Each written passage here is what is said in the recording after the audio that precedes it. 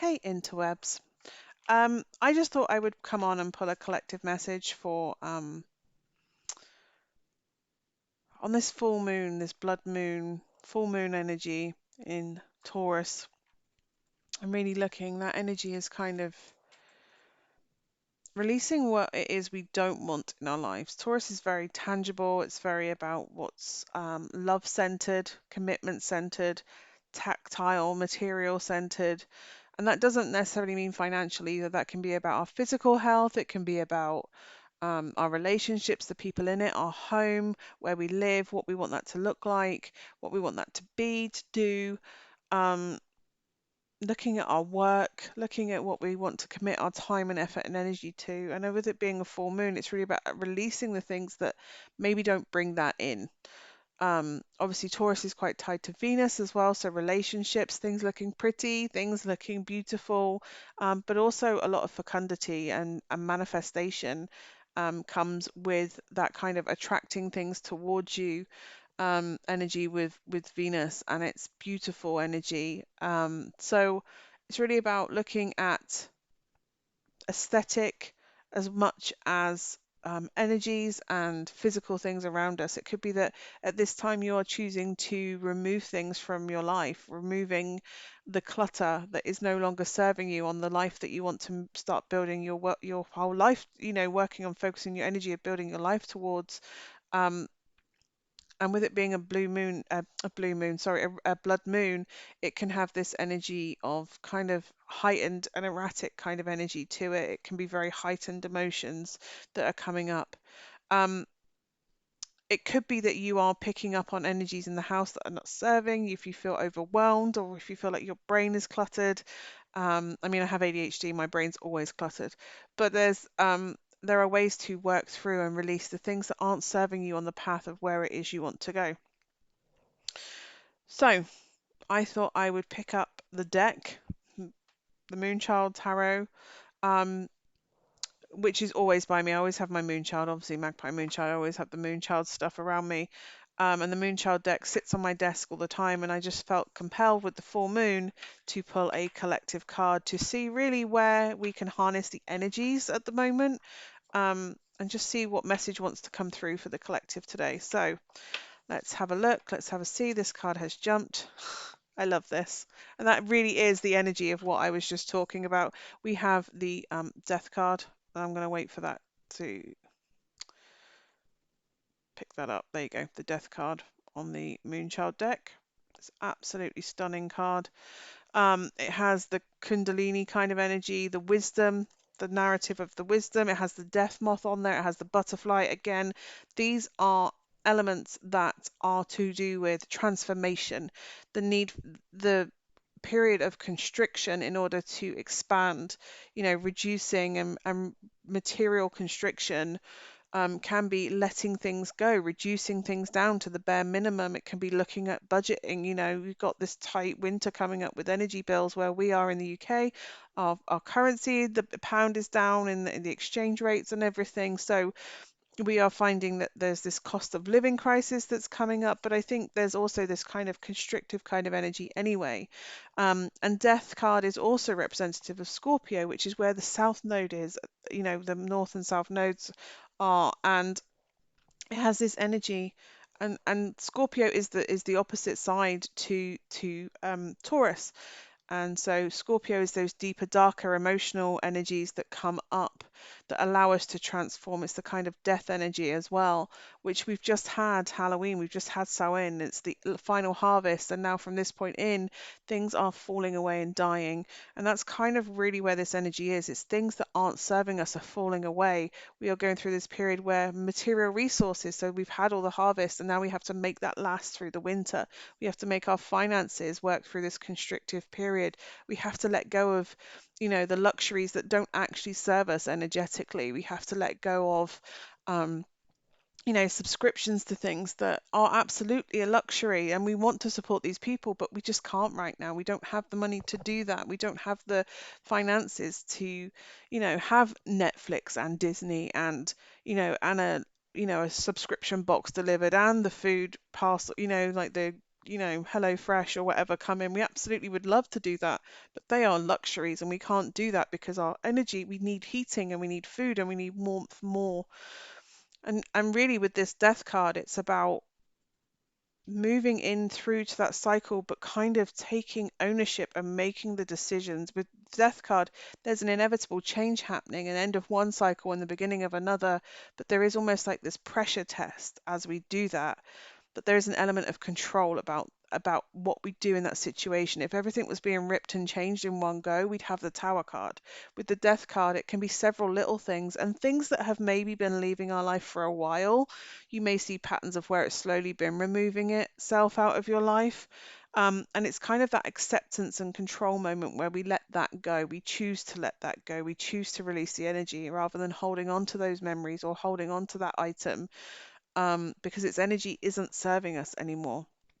It's a bit like when Marie Kondo does all her things and she's like, you hold it, and if it brings joy, you keep it. And if it doesn't, then you let it go with thanks. You're very grateful for what the energy it gave you, or you're thankful. In this case, there are things that we've learned and we thank it for the lesson, and then it's left our life because we've learned the lesson. It doesn't serve to stay in our life anymore. That can be people, jobs, things. Um, and we thank it for what it is and allow it to go. We let it go.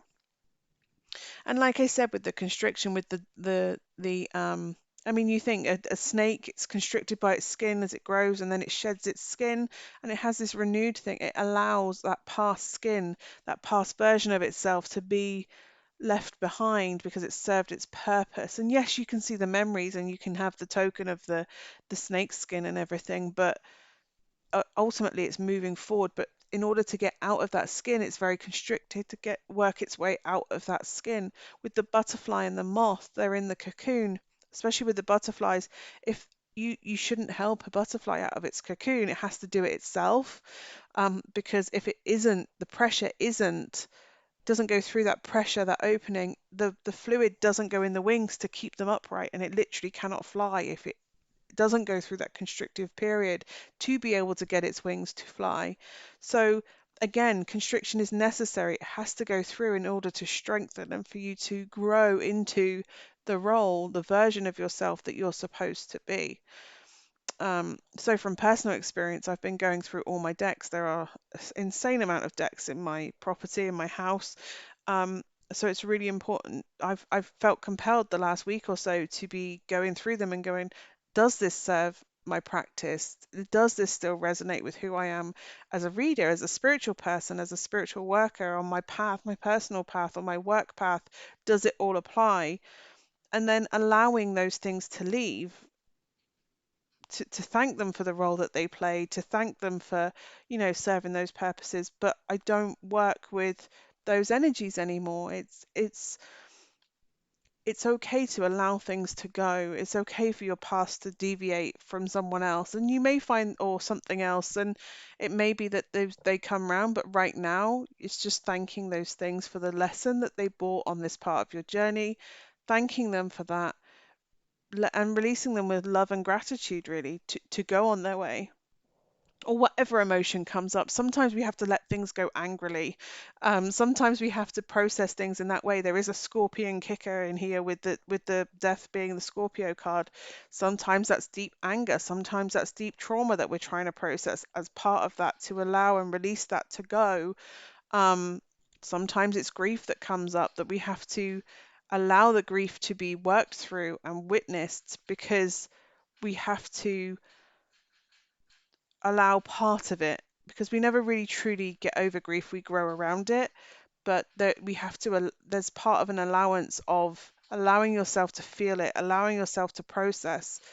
That means that you don't carry it quite so heavily, or you carry it in a way that is more manageable rather than it being overwhelming or it coming up every once in a while. Maybe it's carving space so that you can process these things and process the feelings that come through.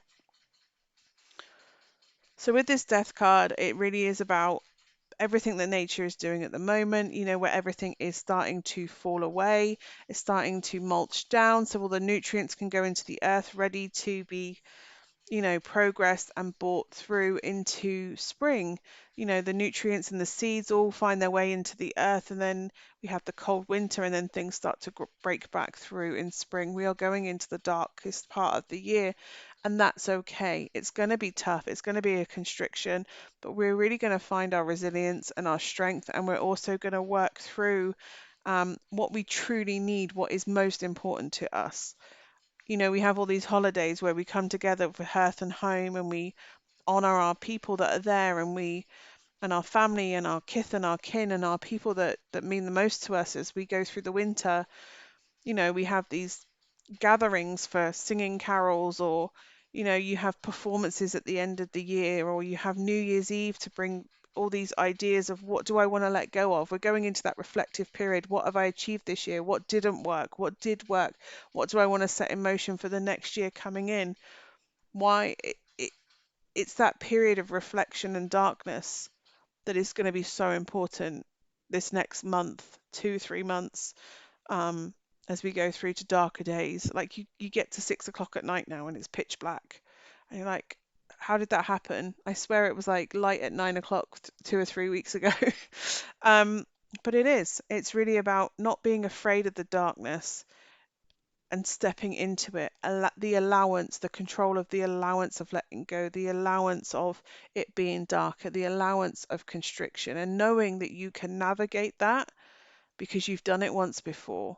Death is also about cycles. The card of death is about cycles. It's the ending of one and the beginning of the other. And knowing that, just because something has ended, it means something else is beginning, and allowing that. And for some reason, I'm being told the goddess Persephone is going to be of worth looking into for some people. It's a beautiful card. I love this card.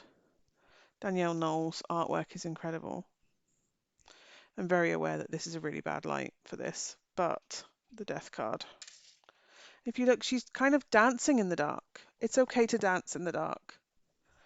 It's okay to relish being in the dark, because if you're dancing and excited about it, it means you're not scared. You're not fearful.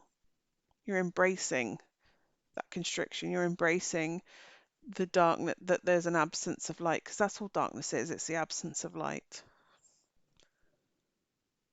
And there is wisdom to glean from this season. With those serpents, there is wisdom. Light and dark, snakes, earthworms and mushrooms, and it's all the things that work to break things down, and that's really what we're doing. We're deconstructing things and working out what's essential and what can be let go of and what can be, reused or recycled or reapplied, so that we can be born anew in the spring. So really, it's about asking yourself, what do I need to let go of, and what would I ideally want to be working towards or getting ready to plant for springtime, putting the seeds, the beginning initial seeds, and getting it ready so that when spring comes and it's less constrictive and there's more light and there's more opportunity and warmth coming in, higher energy from the warmth of the sun, um, more hours of daylight in the day to go and do the things. What do you want to do? Because right now it's the kind of the seed, the essence, the potential, and looking at how you want to harness that potential when the time comes to take action. Anyway, that's just some musings on a card about the time of the year on the blood moon. So hopefully this has been useful for some people. If it hasn't, that's okay. You can take it or leave it. But for now, thank you if you've watched all of this, and I will hopefully see you soon. Bye for now.